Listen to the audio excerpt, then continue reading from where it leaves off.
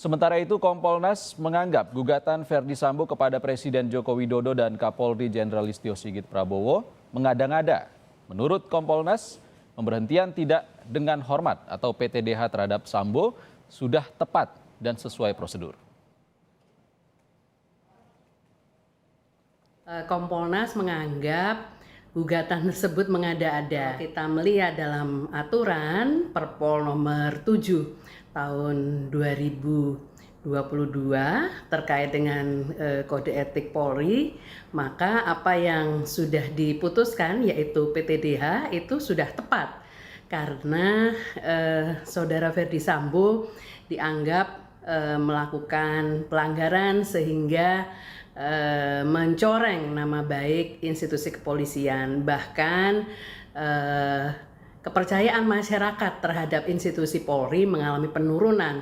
Ini akibat dari kasus yang dilakukan oleh saudara Verdi Sambo.